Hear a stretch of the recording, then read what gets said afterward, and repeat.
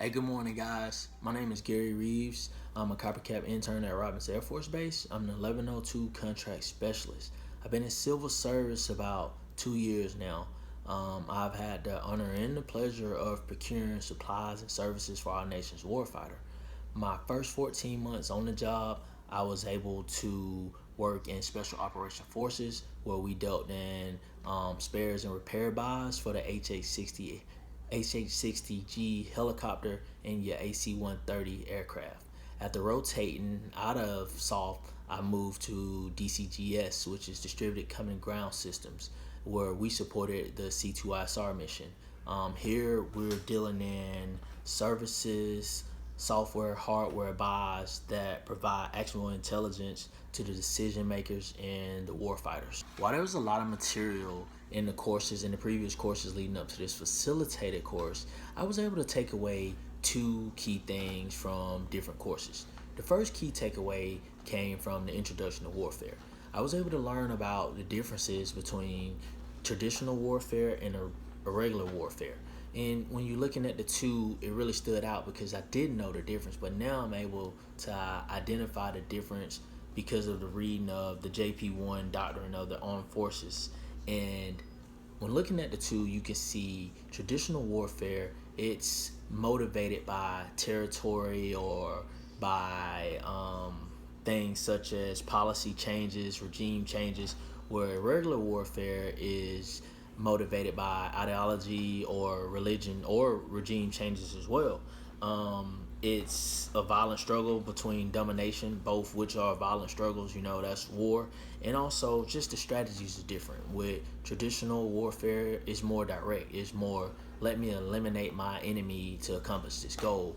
And normally the stronger power wins. But when looking at irregular warfare, it's more of a indirect approach. It's more, let me undermine the incumbent, let me fight if I have to, but it's not that direct as traditional warfare, and it's normally won based on different things, based on different strategies and different tactics. The next key takeaway was the standard of international law for humanitarian treatment during war.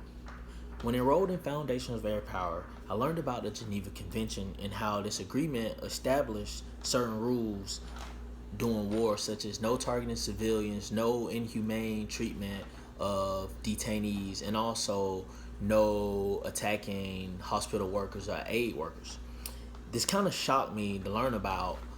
There's an agreement between nations that state that, hey, there's rules during war. Even though I'm out to kill you and hurt you and to take over your territory, I'm still going to treat you with dignity, respect, and I guess be humane to you. Because when I think of war, I think of murder, I think of destruction, I think of all those things.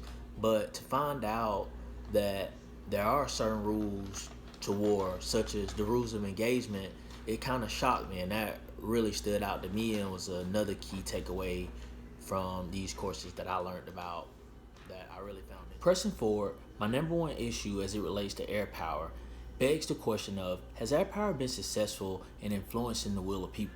After reading Mark's Coldfeather article aimed to break the will while enrolled in Foundation of Air Powers, I would say no. Air power has not been successful in influencing the will of people, not due to the United States' lack of trying, but due to other factors, such as people's who will the United States is trying to break is unbreakable. Also due to the high standards and ethical and moral standards the United States has set for themselves. Example being World War II bombing of Germany. The U.S. thought the aerial attack would demoralize the country, but the people of Germany will could not be broken, and it brought them closer together. And the United States really couldn't do anything more than what they did without pressing those ethical boundaries or doing something that was illegal or immoral to those people. The second critical issue as it relates to air power is the disadvantages of operating jointly.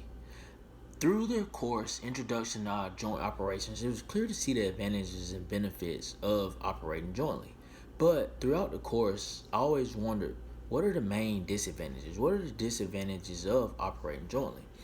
After maneuvering through the courses and reading required material and doing exercises, I soon realized that some of the disadvantages of operating jointly was the decision making, things such as decision making, the planning process, the culture. When you're bringing different organizations together, you have to think about those things. It's difficult to make something like this happen overnight, which is something the United States has been working at over years and will continue to get better at. But I feel that it's something that is continuously worked on, and for this to work and for this to continue to work, the United States has to find ways to eliminate these disadvantages and improve on them and make them strengths. Thank you.